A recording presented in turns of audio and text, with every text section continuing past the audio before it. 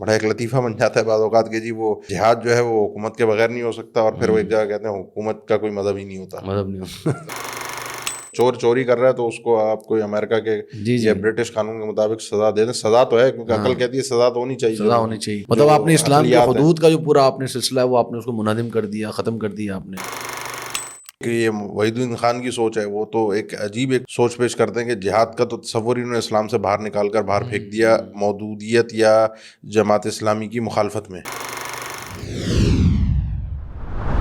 غامدی صاحب کا جو موقف ہے وہ یہ ہے کہ جی ریاست سیکولر ہوتی ہے، ریاست کا کوئی مذہب نہیں ہوتا، اور ریاست کا مذہب نہیں ہوتا اس کے وہ دو معنی یا اس کے دو پہلو نکلتے. ایک پہلو یہ نکلتا ہے کہ جی آپ چند ایک اخلاقیات کے قواعد ہیں، ضوابط ہیں کہ جس کو کہ ایک ریاست کو دیکھنا ہوتا. وہ وہی ہیں جو انگریزوں سے آ رہے ہیں، جو انگریزوں اقلیت سے آ رہے ہیں کہ جس کے بغیر آپ کا معاشرہ چل نہیں سکتا. جی بالکل. مطلب عدل ہونا چاہیے، انصاف ہونا چاہیے، اور یہ سب چیزیں ان اللہ یأمر بالعدل والاحسان. اور دوسرا یہ ہے کہ ریاست جو ہے وہ دین اسلام پر کسی کو زبردستی عمل نہیں کروا سکتی، نافذ نہیں کر سکتی دین کو. اب یہ یعنی انہوں نے دونوں پہلوؤں سے اس ریاست کو انہوں نے سیکولر کر دیا، جبکہ احکامات ہمارے سامنے واضح ہیں. نبی صلی اللہ علیہ وسلم نے جو احکامات دیے، ایک حاکم کے لیے جو حکم ہے، اور لا طاعۃ لمخلوق فی معصیۃ اللہ کے جو ہمارے پاس احادیث اس کے بارے میں موجود ہیں. بڑا ایک لطیفہ بن جاتا ہے بعض اوقات کہ جی وہ جہاد جو ہے وہ حکومت کے بغیر نہیں ہو سکتا، اور پھر وہ ایک جگہ کہتے ہیں حکومت کا کوئی مذہب ہی نہیں ہوتا. مذہب نہیں ہوتا. ان کے یہاں جہاد نہیں ہے، جہاد تو ہے ہی نہیں نا، جہاد تو ہے ہی نہیں. وہ تو جو مذہب وہ پیش کر رہے ہیں وہ تو سارا ہے ہی ایسے طبقے کو خوش کرنا جو کافروں کا دل دادا ہے. کئی ساری ایسی چیزیں ہیں، کئی سارے ایسے احکامات ہیں جو دین کے اندر شامل ہیں جو کہ ایک عام آدمی نافذ نہیں کر سکتا. آپ چور کا ہاتھ ایک عام آدمی کاٹیں گے، آپ دے دیں کہ جی ہر بندہ کاٹ رہا ہو، اسی نے تو ختم کر دیا. چور کا ہاتھ ہی نہ کاٹو. چور چوری کر رہا ہے تو اس کو آپ کوئی امریکہ کے یا برٹش قانون کے مطابق سزا دے دیں. سزا تو ہے کیونکہ عقل کہتی ہے سزا تو ہونی چاہیے، سزا ہونی چاہیے.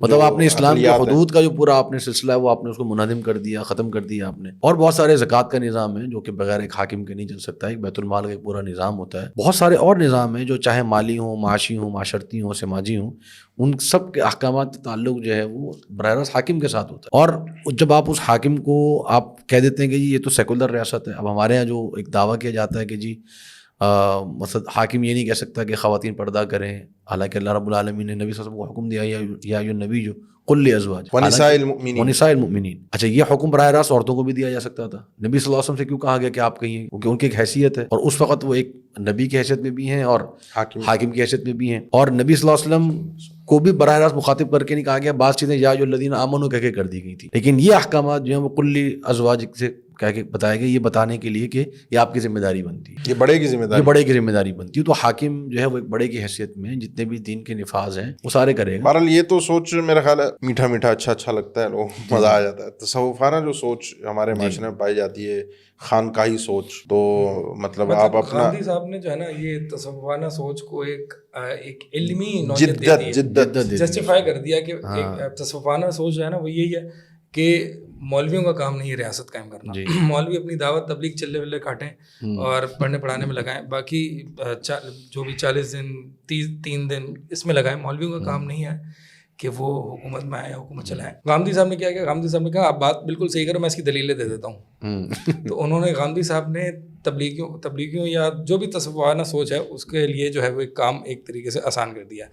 ایک یہ وحید الدین خان کی سوچ ہے، وہ تو ایک عجیب ایک سوچ پیش کرتے ہیں کہ جہاد کا تو تصور ہی انہوں نے اسلام سے باہر نکال کر باہر پھینک دیا مودودیت یا جماعت اسلامی کی مخالفت میں.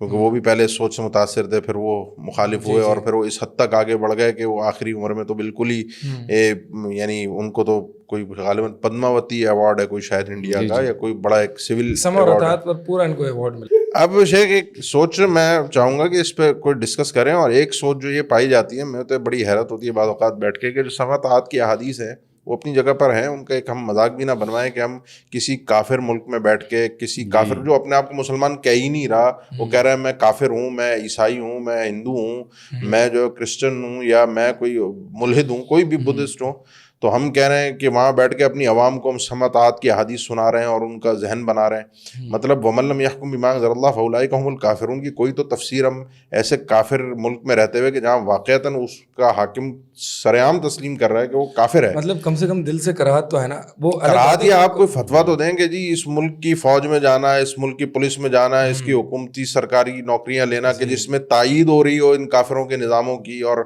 ان کفاروں کی جو مسلمانوں کو اذیت دے رہے ہیں. تو فرق تو رکھنا چاہیے کہ وہ ایک مسلمان حاکم کی احادیث اور آیات اٹھا کے آپ ایک حاکم, بس حاکم جو بھی ہوگا وہ ٹھیک ہوگا. ہم یہ نہیں کہہ رہے کہ آپ ان کافر حکمرانوں کے خلاف خروج کریں, وہ اس کی الگ شرائط ہیں, وہ اپنے مقام پر انشاءاللہ بیان ہوں گی, میں یہ نہیں کہہ رہا, لیکن کم سے کم آگے پروگرام میں آئے گا ہمارے. میں بار بار یہ ذکر کر رہا ہوں کہ آگے پروگرام میں اس ٹاپک کو الگ سے ہم ڈسکس کریں گے پورا. جی, لیکن کم سے کم آپ مثال کے طور پر جو کافر حکومت کے تحت ہمارے رہتے ہیں مسلمان, اب وہ کافر حکومت کی اچیومنٹس پر ایسے خوش ہو رہے ہیں جیسے کہ کوئی مسلمانوں نے اچیو کیا ہے.